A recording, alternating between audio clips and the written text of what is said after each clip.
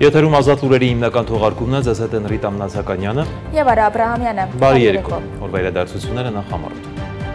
Նիկոլ Փաշինյանը այցելել է Լոռու մարզ, տեղում հետևելու ճանապարհաշինության, կրթական հաստատությունների կառուցման, վերանորոգման եւ համայնքային զարգացման մի շարք ծրագրերի ընթացքին։ Մարսելի քաղաքապետ Բենու Ապայանը պաշտոնական այցով Հայաստանում է։ Պայանը Facebook-ի իր էջում տեսանյութ հրապարակել Հայաստանի եւ Ադրբեջանի սահմանից եւ նշել Մարսելը աջակցում է հայ ժողովրդին եւ խաղաղությանը։ Հայաստանի ԱԳՆ-ն շնորհավորել է մամուլի ազատության համաշխարհային օրվա կապակցությամբ եւ վերահաստատել ամուր նվիրվածությունը մամուլի ազատությանը որպես քաղաքացիների իրավունքների պաշտպանության կարևոր բաղադրիչ։ ԱԳՆ-ից հիշեցրել են մամուլի ազատության ցուցանիշներում Հայաստանից գալի առաջընթացի մասին։ Երևանում իրականացվել է համաքաղաքային շաբաթօրյակ, որին մասնակցել է շուրջ 18000 մարդ։ Մայրաքաղաքի տարբեր վարչական շրջաններում անցկացվել են մաքրման, կանաչապատման եւ բարեկարգման աշխատանքներ։ Միջոցառմանը մասնակցել է նաեւ Երևանի քաղաքապետը։ Վճռաբեկ դատարանը վարույթ է ընդունել Վահագն Վերմիշյանի գործով պաշտպանական կողմի ներկայացրած բողոքը։ Տեղեկությունը հայտնել է Վերմիշյանի պաշտպան Ալեքսանդր Կոչուբաևը։ Դատախազության ներկայացրած Վճռաբեկ բողոքը վարույթ ընդունելը մերժվել է, ինչը նշանակում է Վճռաբեկ դատարանը կքննարկի միայն պաշտպանական կողմի բարձրացրած հարցերը։ Շաբաթվա քրեական քրոնիկոն։ Ուկրաինայի նախագահ Վոլոդիմիր Զելենսկին հայտնել է, որ չի կարող երաշխավորել մայիսի 9-ին Մոսկվայում կայանալիք միջոցառումներին համաշխարհային առաջնորդների անվտանգությունը։ Նրա խոսքով 30-օրյա հրադադարի մոդելն ամենաօպտիմալն է, քանի որ մի քանի օրում անհնար է որևէ բանի շուրջ համաձայնության գալ։ Օրվա միջազգային անցուդարձը։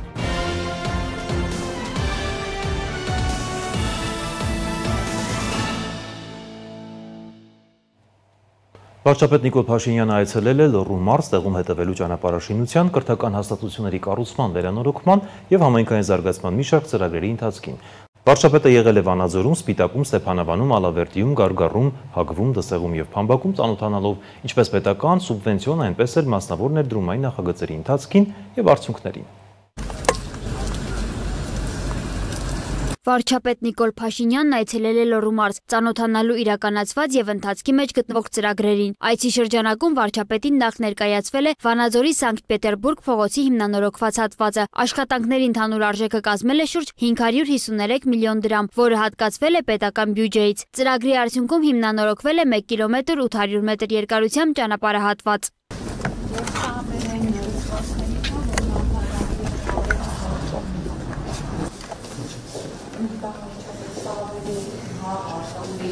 Այնուհետև Նիկոլ Փաշինյանն այցելել է Վանաձորի Խաչատուր Աբովյանի անվան թիվ 9 հիմնական դպրոց, որտեղ նրան ներկայացվել է դպրոցի նորակառույց մարզադահլիճը։ Ծրագրի իրականացման համար կառավարության կողմից հատկացվել է 224 միլիոն դրամ։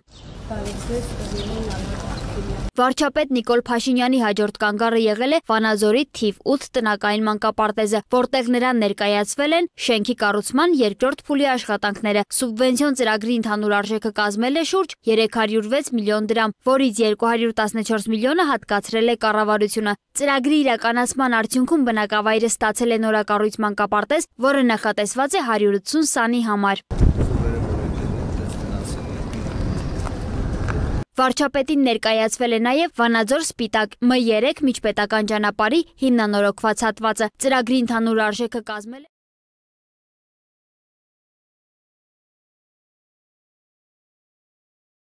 11,84 կիլոմետր ճանապարհահատված։ Սպիտակ համայնքում Նիկոլ Փաշինյանն այցելել է նոր կառուցված մոդուլային տիպի մսուր մանկապարտեզ, որը նախատեսված է 144 երեխաների համար։ Վարչապետը շրջել է տարածքում եւ ծանոթացել ստեղծված պայմաններին։ Ծրագրի ընդհանուր արժեքը կազմել է շուրջ 851 միլիոն դրամ։ Այցի շրջանակներում վարչապետը եղել է նաև Գարգառ բնակավայրում, որտեղ ներկայացվել է կրթահամալիրի կառուցման ընթացքը։ Ծրագրով նախատեսվում է կառուցել նոր կրթահամալիր, որը կներառի 200 աշակերտի համար նախատեսված միջնակարգ դպրոց եւ 80 երեխայի համար նախատեսված մանկապարտեզ։ Ծրագրի արժեքը կազմում է 1 միլիարդ 947 միլիոն դրամ։ Այն մեկնարկել է 2024 թվականին եւ ավարտը նախատեսված է 2026 թվականին։ Այսի ընթացքում վարչապետ Նիկոլ Փաշինյանն այցելել է նաև Ստեփանավանի նորակառույց թիվ 3 հիմնական դպրոց։ Ծրագրի ընդհանուր արժեքը կազմել է 1 միլիարդ 543 միլիոն դրամ։ Դպրոցը նախատեսված է 432 աշակերտի համար եւ ներառված է կառավարության մինչեւ 2026 թվականը կառուցվող, հիմնանորոգվող եւ վերակառուցվող 300 դպրոցների ծրագրում։ Դպրոցի բացման արարողության ժամանակ վարչապետը հանդես է եկել ելույթով, շնորհավորել ներկաներին եւ ընդգծել. Ուզում ենք, որ մեր աշակերտներին մենք շատ ճշգրիտ ուղերձներ փոխանցենք, թե ինչի համար է այս ամեն ինչը արվում, ինչի համար է գիտելիքը, ինչի համար է սովորելը, եւ արդեն նման մի քանի դպրոցներում առիթ ունեցել եմ ասելու սիրելի աշակերտներ, եւ ուզում եմ, որ այդ ուղերձը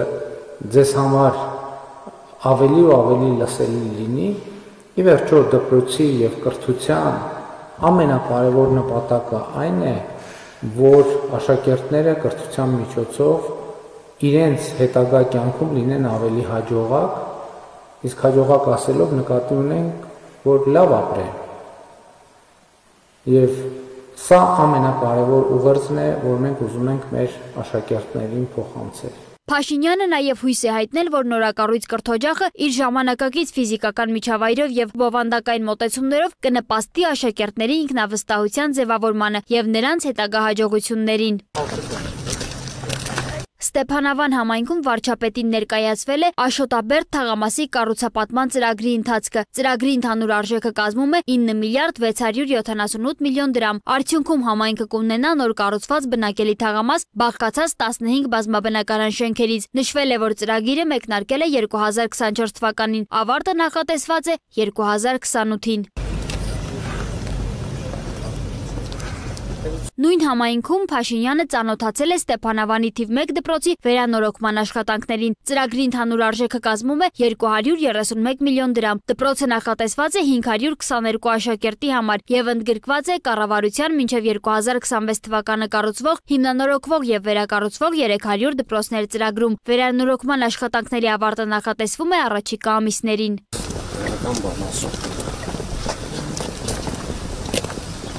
Այնուհետև վարչապետն այցելել է Հագվու նորակառույց միջնակարգ դպրոց, ծանոթացել ստեղծված պայմաններին։ Դպրոցի կառուցման համար կառավարությունը հատկացրել է 816 միլիոն դրամ։ Ճանապարհաշինական ծրագրերի շրջանակում Նիկոլ Փաշինյանին ներկայացվել է նաև M6 Վանաձոր Ալավերդի ՀՀ պետական սահման միջպետական նշանակության ավտոճանապարհի Օձունի Խաչմերուկի M6 եւ H35 ճանապարհների հանգույցի վերանորոգման եւ բարելավման աշխատանքները։ Ծրագրի արժեքը կազմել է 977 միլիոն դրամ։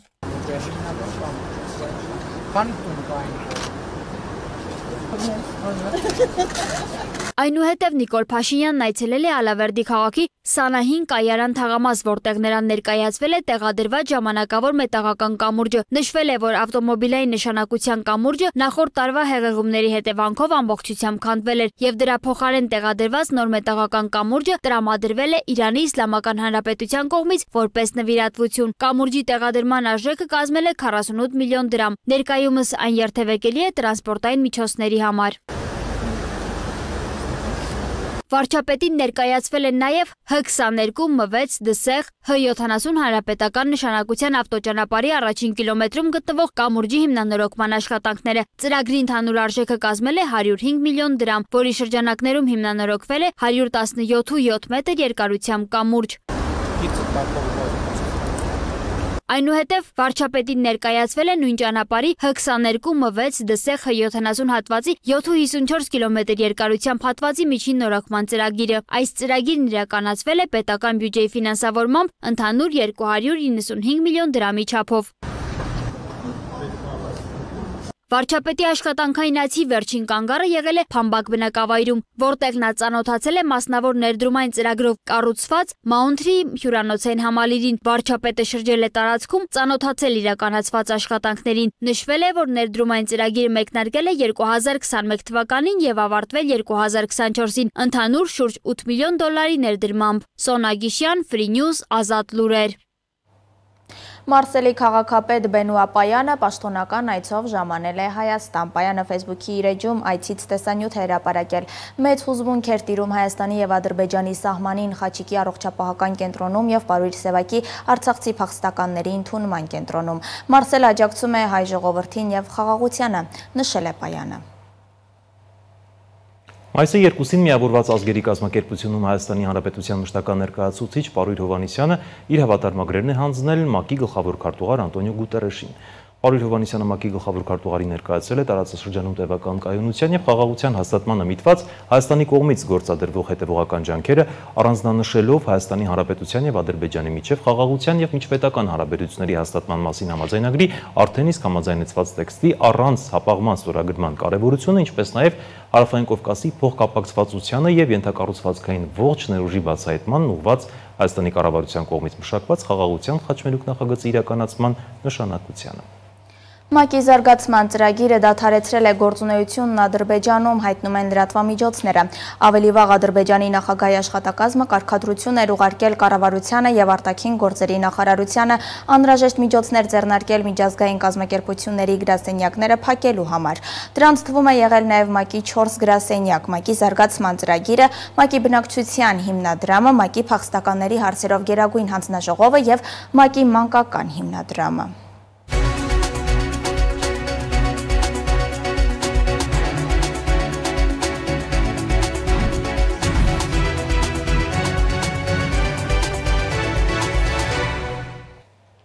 Մամուլի ազատության համաշխարհային օրը մենք վերահաստատում ենք մեր ամբուրնաբիրվածությունը մամուլի ազատությանը որպես մեր քաղաքացիների իրավունքների պաշտպանության կարևոր բաղադրիչ, նշել են Հայաստանի արտգործնախարարությունից։ Նույն նպատակով մենք շարունակում ենք ապատեղեկատվությանը հակազդելու եւ տեխնոլոգիական արագ առաջընթացի հետ կապված խնդիրները լուծելու ջանքերը, ասված է ԱԳՆ խոսնակ Անի Բադալյանի X-ի գրառման մեջ։ Հայաստանի ԱԳՆ-ից հիշեցրել են մամուլի ազատության ցուցանիշներում Հայաստանը զգալի առաջընթաց է գրանցել, այդ թվում լրագրողներ առանց սահմանների կազմակերպության մամուլի ազատության 2025 թվականի ինդեքսում, որում Հայաստանը իր դիրքերը բարելավել է 9 հորիզոնականով, հայտնվելով 34-րդ տեղում։ Բադալյանի խոսքով դա ժողովրդավարության, կայունության եւ բարեփոխումներ իրականացնելու ջանքերի վառ ապացույցն է։ Մի Պանահիտ Մանասյանը եւս շնորհավորել է մամուլի ազատության համաշխարհային օրվա առթիվ։ Մանասյանը մտահոգիչ է համարել լրագրողների թիրախավորման դեպքերի առկայությունը։ Նա ընդգծել է, որ պետությունը պետք է հստակ քայլեր ձեռնարկի լրագրողների անվտանգության լիարժեք ապահովման ուղղությամբ։ Որպես Հայաստանի մարդու իրավունքների պաշտպան հավաստիացնում եմ իմ պատրաստակամությունը անելու առավելագույնը ձեր ազատ եւ անխոչնդոտ աշխատանքի պաշտպանությունն ապահովելու համար, ասել է Մանասյանը։ Անդրադառնանք այլ թեմաների, Երևանում իրականացվել է համակարգային շաբաթօրյակ, որին մասնակցել է շուրջ 18000 մարդ։ Մայրաքաղաքի տարբեր վարչական շրջաններում անցկացվել են մաքրման, կանաչապատման եւ բարեկարգման աշխատանքներ։ Միջոցառմանը մասնակցել են համայնքային կառույցներ, ուսումնական հաստատություններ, կամավորներ, նաեւ Երևանի քաղաքապետ Տիգրան Ավինյանը։ Մաքրման աշխատանքներն անցկացվել են ավելի քան 150 վայրում, ընդգրկելով փողոցներ, բակեր, այգիներ եւ հանրային այլ տարածքներ։ Մայիսի 3-ին Երևանում կազմակերպվել է համաքաղաքային շաբաթօրյակ, որը ներառել է մաքրման, կանաչապատման եւ բարեկարգման աշխատանքներ քաղաքի բոլոր վարչական շրջաններում։ Շաբաթօրյակին մասնակցել են մայրաքաղաքի տարբեր վարչական շրջանների բնակիչներ, համայնքային կառույցների ներկայացուցիչներ, կամավորներ եւ դպրոցականներ։ Մաքրման եւ բարեկարգման աշխատանքներին մասնակցել է նաեւ Երևանի քաղաքապետ Տիգրան Ավինյանը։ Միջոցառման ընթացքում իրականացվել են փողոցների, բակերի, այգիների եւ հասարակական այլ տարածքների մաքրում, տերևների եւ հավաքում, պատերի մաքրում, չթույլատրված գովազդային թերթիկներից, որոշ հատվածներում իրականացվել է նաև կանաչ գոտիների խնամք։ Քաղաքապետի խորհրդական Կամո Արեյանի խոսքով շաբաթօրյակին մասնակցել են 101 գերատեսչություն, ուսումնական հաստատություններ եւ տարբեր այլ կազմակերպություններ։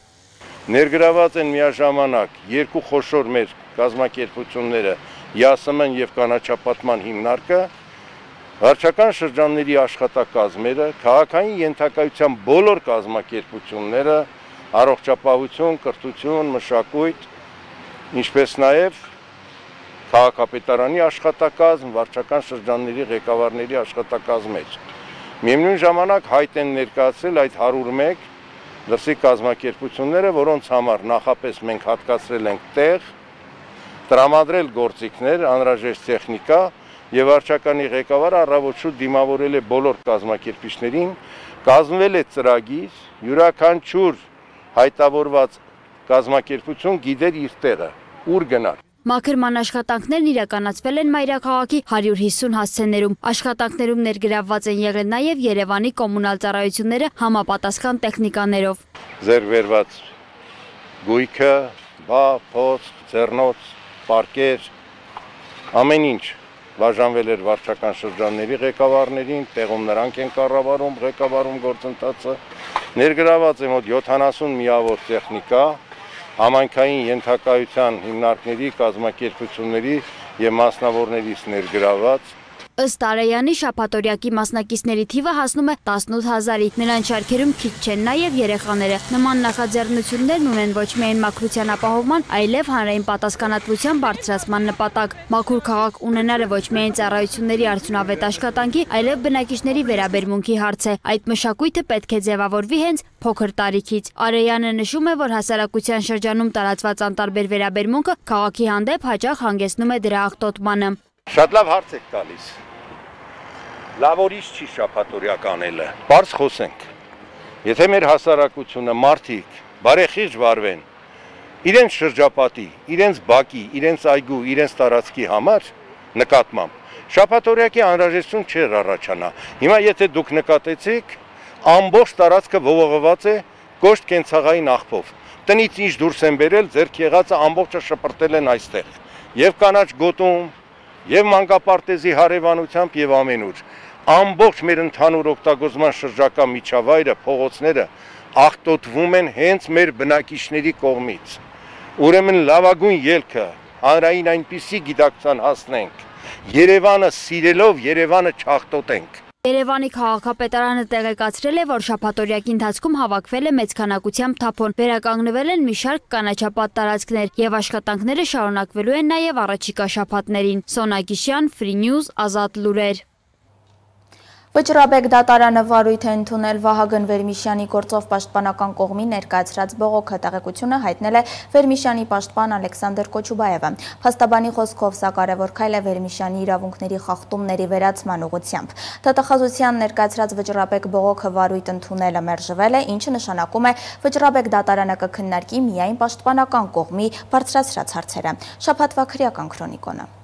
Դատավոր Արտուշ Գաբրելյանը կալանավորվել է։ Այս մասին հայտնել է նրա պաշտպան Էրիկ Ալեքսանյանը։ Կալանավորման մասին միջնորդությունը քննել եւ բավարարել է հակակոռուպցիոն դատարանի դատավոր Մերի Մոսինյանը։ Ապրիլի 29-ին Գաբրելյանը դատարանում էր, երբ իրավապահները խուզարկություն են իրականացրել նրա աշխատասենյակում։ Դրանից հետո գլխավոր դատախազ Աննա Վարդապետյանը դիմել է բարձրագույն դատական խորհուրդ քրեական հետապնդում հարուցելու եւ նրան ազատությունից զրկելու թույլտվություն ստանալու նպատակով։ ԲԴԽ-ն բավարարել է երկու միջնորդությունները։ Գաբրելյանին մեղադրանք է առաջադրվել կաշառք ստանալու համար։ Դատարանը բավարարել է նրան կալանավորելու միջնորդությունը։ ԲԴԽ-ն նաև կասեցրել է նրա լիազորությունները հաշվի առնելով քրեական հետապնդման փաստը։ Նոր-Նորք վարչական շրջանի ղեկավար Տիգրան Տեր-Մարգարյանին մեղադրանք է առաջադրվել ֆիզիկական հաշվեհարդարի գործով։ Քրեական վարույթ է նախաձեռնվել վարչական շրջանի աշխատակազմում տեղի ունեցած միջադեպի կապակցությամբ, որի շրջանակում քրեական օրենսգրքի 195-րդ հոդվածի 2-րդ մասի 5-րդ կետով մեղադրանք է առաջադրվել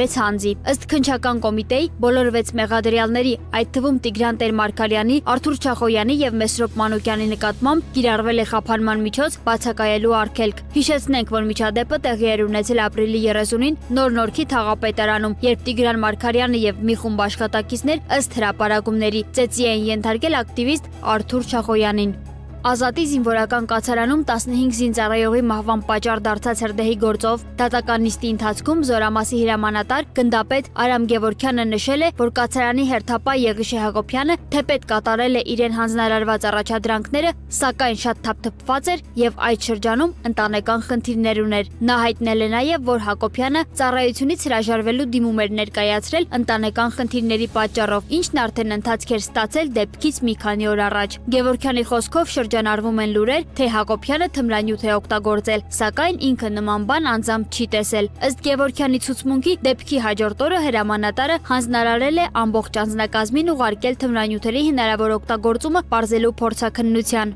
Հակակոռուպցիոն կոմիտեում քննվող քրեական վարույթի շրջանակում կաշառք ստանալու եւ տալու կասկածանքով 2 անձ է ձերբակալվել։ Այս մասին հայտնել են հակակոռուպցիոն կոմիտեից, նշելով, որ ձերբակալվածներից մեկը պետական եկամուտների կոմիտեի պաշտոնատար անձ է։ Քրեական ոստիկանության կազմակերպած հանցավորության դեմ պայքարի վարչության ծառայողները օպերատիվ տեղեկություն ստացան, որ Արմավիրի մարզի Նորարտագես գյուղում գտնվող 38-ամյա տղամարդու տնօրինած ընկերությունը առանց հատուկ թույլտվության ձկնաբուծարան կառուցելու պատրվակով սկսել է ապօրինի արդյունահանում 3.1 հեկտար հողամասում։ Ներքին գործերի նախարարության ոստիկանության հաղորդագրության համաձայն պարզվել է, որ 2024 թվականի հունվարից մինչև օրս արդյունահանվել է շուրջ 50,000 խորանարդ մետր ավազակոպճային հանրույթ, որն իրացվել է մոտակա տեսակավորման կետում շուրջ 330 միլիոն դրամով։ Այս գործողությունը պետությանը պատճառել է առանձնապես խոշոր չափերի վնաս։ Ապօրինի ձեռնարկատիրական գործունեության հատկանիշներով քրեական վարույթ է նախաձեռնվել, նախաքննությունը շարունակվում է, հանգամանքները պարզվում են։ Գլխավոր դատախազությունից տեղեկացնում են, որ քննչական կոմիտեում քննվող քրեական վարույթի շրջանակներում պարզվել է, որ բազմաբնակարան շենքի կառուցապատմամբ եւ բնակարանների վաճառքով զբաղվող ընկերության սեփականատեր ԱՄ եւ տնօրեն ԳՎ-ն նախնական համաձայնությամբ 2022-2024 թվականներին Երևան քաղաքի Նոր Քմարաշ վարչական շրջանում կառուցվող շենքից իրականացրել են բնակարանների վաճառք խուսափելով հարկերից։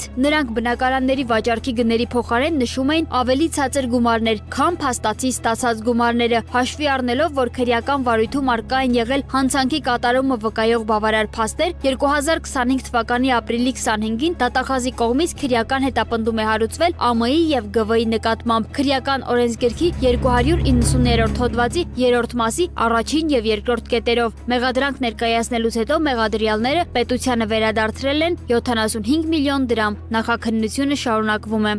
ՊԵԿ-ը օպերատիվ հետախուզական միջոցառումներ է իրականացրել շինանյութի ոլորտում գործող խոշոր հարկ վճարողի մոտ, որն իրացրել է մոտ 4 միլիարդ դրամի շինանյութ, չհայտարարելով հարկային շրջանառությունը, ինչի հետևանքով պետությանը պատճառվել է շուրջ 1.1 միլիարդ դրամի վնաս։ Քննչական կոմիտեն սկսել է քրեական վարույթ առանձնապես խոշոր չափերով հարկեր չվճարելու հատկանիշներով։ Քննչական կոմիտեի տնտեսական հանցագործությունների եւ մաքսանենգությունների քննության գլխավոր վարչությունում քրեական վարույթ է նախաձեռնվել, իսկ գործողությունների ընթացքում խուզարկություններ են իրականացվել ընկերության իրավաբանական հասցեում, առգրավվել են կարևոր փաստաթղթեր եւ էլեկտրոնային կրիչներ։ ՊԵԿ-ը շարունակում է պայքարը թմրանյութերի անօրինական ներմուծման եւ վաճառքի դեմ։ Օրերս մաքսանենգության դեմ պայքարի վարչությունը եւ էլեկտրոնային առևտրի եւ օդային տրանսպորտի վարչության մաքսային զննման ընթացքում հայտնաբերել են Ամերիկայի Միացյալ Նահանգներից Հայաստան ներմուծված 970 գրամ մարիխուանա։ Թմրանյութը նախատեսված էր իրացման համար տելեգրամյան հարթակում։ ՊԵԿ-ի օպերատիվ գործողությունների արդյունքում ձերբակալվել են 3 անձինք, 2 քաղաքացի Վանաձոր Ստեփանավան թունելի հարակից հատվածից, իսկ 1 անձ Երևանում։ Նախաքննություն է նախաձեռնվել եւ դեպքին ներգրաված այլ անձանց որոնումները շարունակվում են։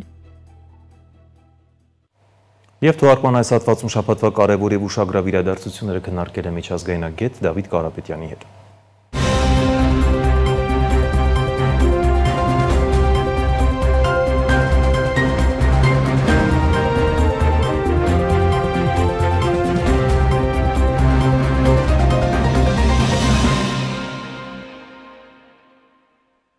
Բարի երկու, պարոն Կարապետյան, շնորհակալություն հրավերն ընդունելու համար։ Պարոն Կարապետյան, միասին փորձել ենք ամփոփել անցնող շաբաթվա կարևոր եւ ուշագրավ իրադարձությունները եւ առանձնացրել եմ երկու կարևոր թեմա, երկուսն էլ մեր դաշնակից բարեկամ պետություններն են, որոնց հետ սերտ գործակցում ենք։ Սկսենք Հնդկաստանից, որը նաեւ դարձել է ոչ միայն բարեկամ երկիր, դաշնակից գործընկեր, այլ նաեւ թիվ 1 զենքի մատակարարը։ Հնդկաստանը բավականին լուրջ խնդիրների առջև է կանգնել իր հարևան երկիր Պակիստանի հետ, սակայն այս պատմությունը բավականին վաղ անցյալում է եղել, 20-րդ դարից սկսած այս բախումը շարունակվում է, դեռ 1947 թվականից նրանք բախման են։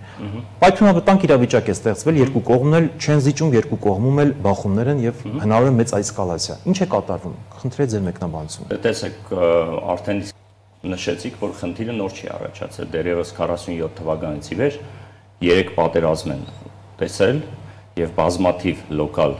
ուրեմն բախումների ականատեսն են եղել, դա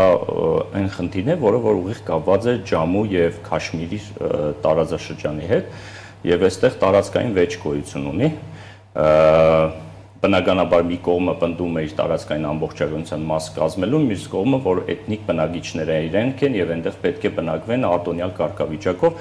եւ այդ լարվածությունը ձեր ասած ավելի սրվեց 90-ականներին, երբ որ հատուկ կարգավիճակը Հնդկաստանը հանեց, հա, եւ այս վերջի իրավիճակը, եթե չեմ սխալվում, ապրիլի 22-ին, երբ որ զբոսաշրջիկների 26 անմեղ զոհեր տեղի ունեցավ եւ բացարձակ մեծամասնությունը հնդիկներ էին, հնդկական իշխանությունները ունենալով որոշակի հավաստի ինֆորմացիա մեղադրեցին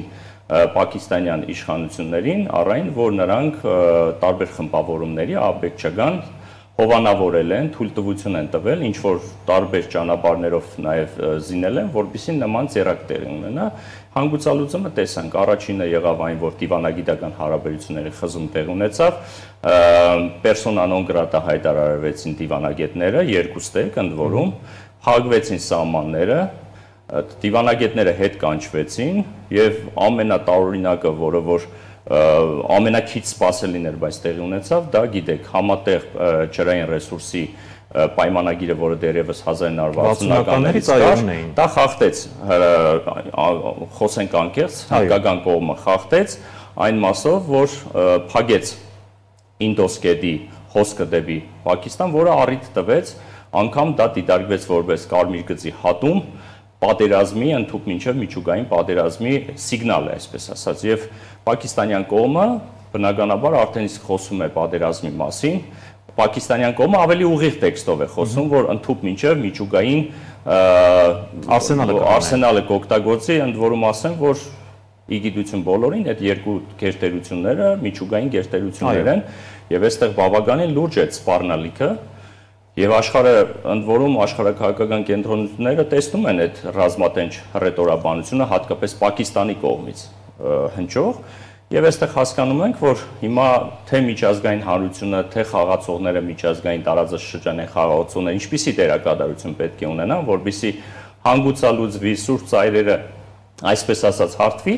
Ամենայն դեպս տեսնում ենք, որ դեռևս դիտորդի կարգավիճակ։ Ինչպես մեր դեպքում էր 44 օրյա ժամանակ, եւ դա նորմալ է, եւ դա նորմալ է, ճակերտավոր նորմալ է։ Բայց այդուհանդերձ կհաջողվի այս ապագա վտանգավոր միջուկային, ինչպես դուք նշեցիք, էսկալացիան աշխարհի տերություններին միջամտելով կասեցնել։ Եթե տնտեսական որոշակի պատժամիջոցներ, ճնշումներ չգործադրվեն երկուստեք, եւ դիվանագիտական ողջ արսենալը չներդրվի այդ կոնֆլիկտը փակելու համար, ապա չի բացառվում, ես չեմ բացառել լոկալ պատերազմական իրավիճակ, հատկապես Քաշմիրի տարածաշրջանում, որտեղ հիմա կրակոցներ են գնում, բայց ես բացառում եմ, որ լայնամասշտաբ պատերազմի հավանականություն կա եւ ընդ որում, որ դա կվերածվի միջուկային պատերազմի։ Ես դա բացառում եմ, ես կարծում եմ, որ գիտեք, ընդհանրապես ոչ թե հիմնավորում կա, հիմնավորում այն է, որ երկուսներ գիտակցում են Պարսաստիճան ղեկավարությունը, որ դա կատեգորիկ ամենավերջին կետը պետք է լինի, որ երկուստեք օգտագործեն միմյանց հանդեպ միջուկային զենք։ Դուք պատկերացնում եք, չէ՞, տարածաշրջանը դա բառացի կվերածվի երրորդ համաշխարհային պատերազմի։ Եվ այստեղ գիտակցական պահը կա, որ երկուստեք նրանք հասկանում են, որ խնդիրը չի կարելի հասցնել այդ մակարդակին։ Բայց չեն էլ զիջում եկը մյուսը։ Չեն զիջում, բայց ամեն ինչ ինչքան էլ լարված մթնոլորտի է վերածվում, բայց անդուանդերս կառավարելի է դեր։ Այդ դրա պատճառով է։ Նույնիսկ որոշակի վերլուծաբաններ միջազգային, հարթակներում նշում են, որ գերտերություններ կա, որոնք հովանավորում են։ Հենց նշում են, որ Միացյալ Նահանգներն ու Իսրայելը հովանավորում են։ Ենթադրենք Հնդկաստանին, Թուրքիան, ինչ որտեղ նաև Ադրբեջանը, ձեր ասածը ավելի կոնկրետ, այո, այս մասով ձեր գնահատականը։ Պակիստանի ռազմավարական եւ ռազմական դաշնակիցները Թուրքիան եւ Ադրբեջանն են, ընդ որում նաև մի շարք թյուրքական պետություններ եւ ամենակարևորը Չինաստանը, հասկանալի պատճառներով Աֆղանստանի հետ կապված է այստեղ, եւ իսկ ամբողջ կարելի ասել հավաքական արևմուտքը կողմ է հնդկական ուրեմն ամբողջատիրությանը, սուվերենությանը, տարածքային ամբողջականությանը, ընդ որում հենց Քաշմիրի մասով աջակցում են եւ այդ մասով, այո, վայելում են աջակցությունը հավաքական արևմուտքի։ Այստեղ ընդ որում նաև Իսրայելը եւս տարօրինակ է, չէ՞։ Տարօրինակ է, բայց փաստը է դա։ Այնպես որ այդ ամեն ինչը հասկանալի է, գերտերությունների վերադասավորումներն է, աշխարհակարգի նոր ձևավորումն է, նոր քարտեզ են գծում եւ այլն, բայց ժամանակին ասել եմ, արյունոտ վերաբաժանում է տեղի ունենում, հենց աշխարհակարգի այս վերաբաժանումը մենք դրա ականատեսն ենք։ Տարածաշրջան, որտեղ կան կոնֆլիկտներ, այդտեղ հիմա օջախներ են ձևավորվում։ Եվ ես չեմ բացառել, որ այդ օջախներից օրինակ ռուս-ուկրաինական հակամարտությունից հետո օջախը ինչպես հանդիսացավ Սիրիան, Գազան, չի բացառում նաև հարավային Կովկասը, հիմա այս պահին արի ու տես մենք ագանատես ենք լինում Հնդկաստան, Պակիստան, Բախման, ապագա սպասվող։ Հնդկաստանը, ինչպես ես թվակման սկզբում նշեցի, մեր թիվ 1 մատակարարն է զենքի առումով եւ այս մասով մտահոգություններ իսկապես մենք ունենք, լեգիտիմ է մեր մտահոգությունները։ Եթե հանկարծ լինի այդ ամեն ինչը, զենքի մատակարարումը կարծես մեր մասով դադարեցնում է։ Տրամաբանության շրջանակներում է, որ ինձ նման հարցերել են ուղղել, թե արդյոք մատակարարումները բնականon կդատարեն, այո, չի բացառվում, չնայած պաշտոնական հայտարարություն չկա երկու կողմից էլ այդ մասին, եկեք ընդունենք, որ Հայաստանի Հանրապետությունը այսօր փաստացի ամենաշատ զենքի մատակարարումը ունենում է Հնդկաստանից, եթե չեմ սխալվում, 22-24 թվականին մոտ 600 միլիարդի, ուրեմն, որը կազմում է մոտ 40% ընդհանուր զենքի ներկրման, դա բավականին լուրջ ցուցանիշ է։ Ադրբեջանը անդադ նշում էր, որ պիտի չմատակարարվի եւ այլն։ Այո, եւ այս նույնական չի թե ինձ զենամթերքը ինձ սպառազինություն է դրա որակականը, դրա մասին եկեք չխոսենք, քանակների ներկրման եւ այլն, բայց խոսենք, որ այո, թիվ 1 մատակարարն է եւ այստեղ բնական է, որ վաղը մյուսօր, եթե իրոք վերածվի ավելի լայնամասշտաբ ինչ-որ պատերազմական իրավիճակի, չի բացառվում, որ սեփական արսենալը պահելու համար այդ զենքը այս պահին իրենց է պետք, կարող է ոչ միայն Հայաստանի, բոլոր այն երկրների հետ ունեն իրենք պայմանագրային իրավահարաբերություններ, ռազմաքաղաքական եւ զենքի մատակարարման դատարելի առժամանակ։ Իսկ Ադրբեջանը կարող է օգտվել այդ իրավիճակից։ Ենթադրենք ստացվում է մեծ էսկալացիա բռնկում եւ Ադրբեջանը ընդհանրապես յուրաքանչյուր պատե առիթ, պատե անպատե ման է գալիս, որբիսի իր ծավալապաշտական նկարտումներ իրականացնի։ Բայց այս համատեքստում նաեւ ասեմ ձեզ որպես ինֆորմացիա, որ Թուրքիան արդեն իսկ ռազմական օգնություն տրամադրում է Պակիստանին, այդ թվում նաեւ Ադրբեջանը անմասն չէ։ Դե Ադրբեջանի պատերազմի հրահրած դեպքում էլ Պակիստանն էր մասնակցում 44 օրը։ Այո, Պակիստանն էլ գիտեք, հանդիսանում է Ադրբեջանի զենք մատակարարողներից առաջի շարքին։ Բայց շատ տարօրինակ է Ադրբեջանի զենք մատակարարողը նաև Իսրայելն է Ադրբեջանի հետ, բայց այս դեպքում Իսրայելը դեմ է Պակիստանին։ Մի տեսակ շատ խառն է։ Դե տեսեք, էլի գալիս ենք նրան, որ չկան հավերժական բարեկամներ, դաշնակիցներ, մի հարցում կարող են լինել քո բարեկամը, մյուսի պարագայում քո թշնամին։ Եվ այս պարագայում Ադրբեջանը շատ հետաքրքիր դիվանագիտական մեթոդներ է կիրառում, վատ հարաբերությունների մեջ չմտնել մեկ այլ պետության համար եւ իր հարցերը լուծել համենայն դեպս առանց իր որպես խնդիր ձևակերպելու ուրիշի հետ կոնֆլիկտները։ Դրա համար Ադրբեջանի հետ կառուցում է բավականին բարձր ու լուրջ ռազմաստրատեգիական հարաբերություններ, ընդ որում Նեթանյահուն ժամանելու է հենց Բաքու։ Այո, այդ մասին էլ կանդրադառնանք շուտով։ Հիմա անդրադառնանք նաև մեր մյուս բարեկամ երկրին դաշնակից երկրին, Իրանի Իսլամական Հանրապետությանը, վերջերս Փեզեշքյանը նախագահը Բաքվում հանդիպեց Ալիևին եւ փաստաթղթեր ստորագրեցին։ Ինչպիսին է այս պահին եւ այս իրավիճակից ելնելով Իրան-Ադրբեջան հարաբերությունները։ Տեսեք, նախ հուշագիր է ստորագրվել տարբեր ոլորտների մասով։ Ես քանի որ ժամանակը սեղմ է չենք կարող շատ երկար քննարկել, ես կասեմ կարևորագույնը։ Համենայն դեպս Փեզեշքյանին չի հնչեցրել կետ 1 հայտարարություն, որը չի բխի Հայաստանի Հանրապետության շահերից կամ դեմ է Հայաստանի Հանրապետության ազգային ու պետական շահերին։ Այնտեղ եղել են ուղիղ հարցադրումներ, ընդ որում սադրիչ հարցադրումներ կապված տարածաշրջանում նոր ճանապարհների, այդ թվում Սյունիքով երթևեկի ապահովման մասով։ Ամենայն դեպս Փեզեշքյանին հստակ ասել է, որ կառուցվում են նոր կամուրջներ, նոր ճանապարհ, ինչպես միշտ տրամադրել է Իրանի Իսլամական Հանրապետությունը ճանապարհ Նախիջևանից Արևմտյան Ադրբեջան, նույն բնականon հունով պատրաստական է ավելի մեծ քանակով հոսքի դեպքում նույնիսկ ապահովել այդ երթևեկը, այնպես որ ուզում է ասի, որ հիմա ձեր համար թող առաջնահերթություն չլինի Հայաստանի այդ ճանապարհը, հասկանում ենք նախ, որ դա բացառապես իր ազգային շահերից է բանում, որովհետև ֆինանսական մեծ եկամուտներ է գալիս եւ երկրորդը այստեղ հասկանում է, որ իր համար այդուհանդերձ Հայաստանի հետ կապված կամ որոշակի կարմիր գծեր, որոնց մասին մենք բազմիցս խոսել ենք։ Եվ այստեղ նաեւ կարեւոր երկրորդ հայտարարությունն է, որ Բաքվում վերստին նա վերահաստատել է այն, որ յուրաքանչյուր երկրի տարածքային ամբողջականությունը պետք է պահպանվի, սուվերենությունը տարածքի հանդեպ պետք է պահպանվի, որևիցե ոտնձգություն չպետք է տեղի ունենա, այսինքն ուղի մեսիջ եղեց, որ որևիցե առավելապաշտական նկարտումներ կամ այլ պատկերացումներ Հայաստանի մասով Սյունիքի, առնվազն Սյունիքի մասով պետք է չունենանք։ Անդրադառնանք Նեթանյահուի այցին մայիսի 8-ին սպասվում է հնգորյա աննախադեպ երկար ժամկետով, ու այնտեղ բավականին լուրջ են պատրաստվում, բավականին ներկայացուցչական տեսքով են պատրաստվում եւ մամուլի եւ ամեն ինչ։ Նախ ինչով է պայմանավորված, որ նման երկար ժամկետով է գնում եւ հետո արդյոք Թուրքիան կհանդուրժի, որովհետեւ Թուրքիան եւ Իսրայելը բավականին լուրջ խնդիրների մեջ։ Պարոն Աբրահամյան, եկեք մակերեսորեն չնայենք հարցին, որովհետեւ շատերի մոտ այո տպավորություն կա, որ եթե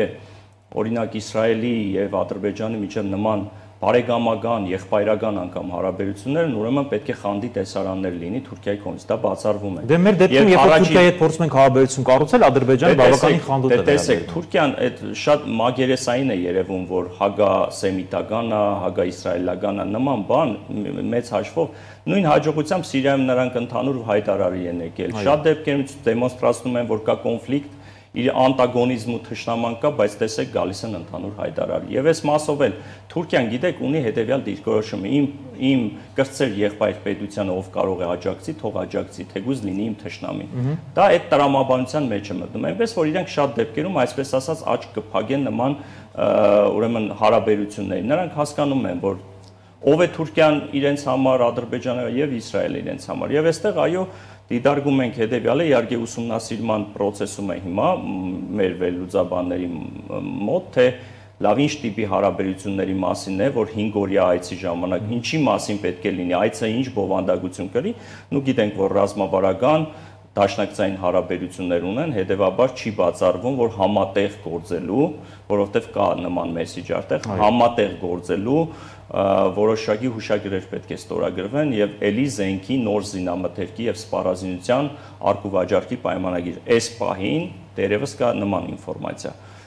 5 օրը ընդհանրապես պաշտոնական այցերը տևում են 1-ից 3 աշխատանքային օր։ 5 օրը դա բավական լուրջ է, հետեւաբար կարելի է զուտ ենթադրել, որ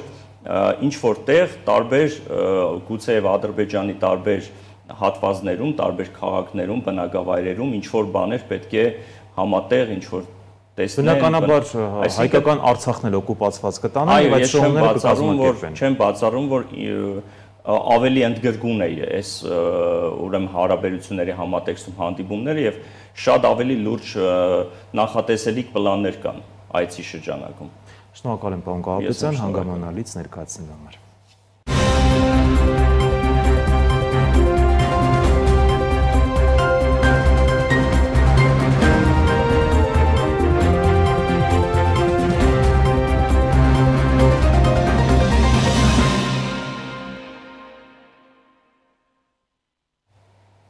Իսկ կարճատև գովազդային դադարից հետո կշարունակենք թողարկումը։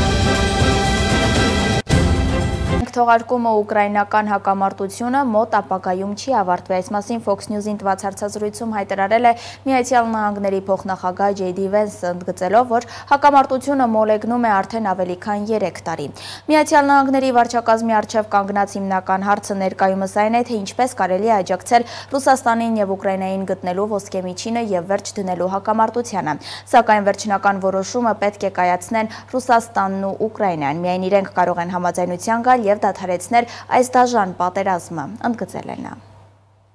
Ուկրաինան չի կարող երաշխավորել մայիսի 9-ին Մոսկվայում կայանալիք միջոցառումներին համաշխարհային առաջնորդների անվտանգությունը։ Այս մասին հայտարարել է Ուկրաինայի նախագահ Զելենսկին։ Մենք չենք կարող պատասխանատու լինել Ռուսաստանի Դաշնությունում տեղի ունեցող իրադարձությունների համար։ Մեր դիրքորոշումը շատ պարզ է բոլոր այն երկրների համար, որոնք գնացել են կամ պատրաստվում են մայիսի 9-ին մեկնել Ռուսաստանի Դաշնություն։ Նրանք են ձեզ անվտանգություն ապահովում, ուստի մենք ձեզ որևէ երաշխիք չենք տալիս, որովհետև մենք չգիտենք, թե ինչ կանի Ռուսաստանն այդ օրերին, ասել է Զելենսկին։ Նրա խոսքով 30-օրյա հրադադարի մոդելը ամենաօպտիմալն է, քանի որ մի քանի օրում անհնար է որևէ բանի շուրջ համաձայնության գալ։ Միջազգային նորությունները տեսաշարով։ Հնդկաստանի Ջամու եւ Քաշմիրի նահանգի Պահալգամ քաղաքում 26 մարդու կյանք խլած ահաբեկչական գործողության հետաքննության ընթացքում Հնդկաստանի հետաքննությունների ազգային գործակալության պատրաստած նախնական հաշվետվությունը նշում է Պակիստանի միջգերատեսչական հետախուզության եւ հարձակումը կազմակերպած Լաշքար-e-Թայբա ահաբեկչական խմբավորման օպերատիվ կապը։ Տեղեկությունը հայտնել են Հնդկաստանի NDTV հեռուստալիքը վկայակոչելով ՆԻԱ աղբյուրների։ Նրանց համաձայն Ջամու եւ Քաշմիրում ահաբեկչություն իրականացնելու դավադրությունը մշակվել է Լաշքար-e-Թայբայի ների կողմից ենթադրաբար EIC-ի բարձրաստիճան պաշտոնյաների կողմից տրված հրահանգների համաձայն։ Աղբյուրները պնդում են, որ ծրագիրը մշակվել է Պակիստանում Լաշքար-e-Թայբայի կենտրոնակայանում։ Աղբյուրների տվյալներով հետաքննությունը նշում է, որ հարձակմանը մասնակցած ահաբեկիչներից 2-ը Պակիստանի քաղաքացիներ են։ Նրանք մշտական կապի մեջ են եղել իրենց պակիստանցի համակարգողների հետ, ստանալով կոնկրետ հրահանգներ հարձակման ժամկետների, լոգիստիկայի եւ իրականացման վերաբերյալ։ Ենթադրաբար ահաբեկիչները Հնդկաստանի տարածք են ներթափանցել հարձակումից մի քանի շաբաթ առաջ։ Սիրիայի իշխանությունները վտանգավոր սրացում են անվանել Դամասկոսի նախագահական պալատի մոտ իսրայելական օդուժի հարվածը։ Սիրիայի նախագահի աշխատակազմը դատապարտել է հարվածը եւ այն որակել Սիրիայի պետական ինստիտուտների եւ ինքնիշխանության դեմ ուղղված լուրջ սրացում։ Իսրայելի վարչապետ Բենյամին Նեթանյահուն ավելի վաղ հայտարարել էր, որ օդային հարձակման նպատակը վերջին օրերին Սիրիայում մահացու բռնությունների թիրախում հայտնված դրուզ կրոնական փոքրամասնությանը պաշտպանելն է։ Մեծ Բրիտանիայում տեղակայված Սիրիայի մարդու իրավունքների դիտորդական կենտրոնի տվյալներով այս շաբաթ առնվազն 70 դրուզ է սպանվել Սիրիայի տարբեր բնակավայրերում անվտանգության ծառայության աշխատակիցների հետ զինված բախումների ընթացքում։ Լիբանանի նախագահ գեներալ Ջոզեֆ Աունը պաղեստինյան համասարմատական շարժմանը զգուշացրել է զերծ մնալ ցանկացած գործողություններից, որոնք ուղղված կլինեն տարածաշրջանի իրադրության ապակայունացմանը։ Լիբանանը չպետք է հարթակ ծառայի տարածաշրջանի կայունության խաթարման համար։ Աունի խոսքով Լիբանանի իշխանությունները չեն հանդուրժի այն գործողությունները, որոնք երկիրը ներքաշում են պատերազմների մեջ։ Պաշտպանության բարձրագույն խորհուրդն իր հայտարարության մեջ պահանջել է պատասխանատվության ենթարկել բոլոր անձանց, որոնք ներգրաված են Լիբանանի տարածքի ցրտիրների արձակման մեջ։ Եթե Իրանը ցանկանում է ունենալ խաղաղ քաղաքացիական բնույթի միջուկային ծրագիր, այսինքն ատոմակայաններ, ինչպես աշխարհի մյուս երկրներն ունեն, դրան հասնելու միջոց կա, կառուցվում են ռեակտորներ, ներմուծվում է հարստացված ուրան այդ ռեակտորներն աշխատացնելու համար։ Այդպես են անում աշխարհի տասնյակ երկրներ, այս մասին ասել է Միացյալ Նահանգների պետքարտուղար Մարկո Ռուբիոն, բայց հնարավոր չէ ապրել աշխարհում, որտեղ Իրանը միջուկային զենք ունի, ասել է պետքարտուղարը։ Նա ընդգծել է, որ աշխարհում ուրան հարստացնող միակ երկրները միջուկային զենք ունեցողներն են։ Պետքարտուղարի խոսքով Իրանը նաև պետք է թույլ տա ամերիկացի տեսուչներին այցելել ու ուսումնասիրել իրանական միջուկային օբյեկտները։ Իրանը կարող է շահել ունենալ իրական տնտեսական զարգացում ներդրումներ երկրում, բայց պետք է հրաժարվի ահաբեկիչներին հովանավորելուց, հութիներին օգնելուց, հեռահար հրթիռների կառուցումից, որոնց նպատակը միջուկային զենք ունենալն է։ Սրանք անհիմն խնդրանքներ չեն, ամբողջ աշխարհում կան երկրներ, որոնք ունեն միջուկային էներգիա, բայց չեն հարստացնում ուրան, չունեն հեռահար հրթիռներ եւ չեն հովանավորում ահաբեկչությունը։ Այդ ճանապարհը կա նրանց համար, դա խաղաղության ճանապարհն է, ասել է Ռուբիոն։ Միացյալ Նահանգների կենտրոնական հետախուզական վարչությունը Չինարենով 2 տեսանյութ է հրապարակել, Չինաստանի քաղաքացիներին կոչ անելով գործակցել եւ լրտեսել ԱՄՆ հետախուզական ծառայությունների համար։ Տեսանյութերի սյուժեի համաձայն չինացի չինովնիկները հիասթափված են երկրի քաղաքական համակարգից եւ որպես արդյունք որոշում են գործակցել ԿՀՎ-ի հետ իրենց երազանքներին հասնելու համար։ Տեսանյութերը տեղադրվել են ԿՀՎ-ի օգտահաշիվներում YouTube-ում, Facebook-ում, Telegram-ում, Instagram-ում եւ X-ում, որոնք արգելափակված են մայրցամաքային Չինաստանում։ Սիքստինյան մատուրի տանիքում Պապատում ուրբաթ օրը տեղադրվել է ծխնելյուզ, որը սպիտակ ծուխ կարձակի ազդարարելով նոր պապի ընտրությունը 5 օրից նախատեսված կոնկլավին կմասնակցեն 133 կաթոլիկ կարդինալներ, որոնք կհավաքվեն Միքելանջելոյի հայտնի որմնանկարների տակ Վատիկանի առաքելական պալատում գտնվող 15-րդ դարի մատուռում ընտրելու Սուրբ Աթոռի հաջորդ քահանայապետին։ Փակ դռների ետևում անցկացվող կոնկլավը արդյունքի մասին կազդարարի սպիտակ ծխի միջոցով։ Ծխնելյուզից սև ծխի արձակումը կնշանակի, որ կարդինալներին չի հաջողվել պապ ընտրել։ Թողարկման ավարտին ծանոթացեք նաև եղանակային կանխատեսումներին։ Հաջողություն։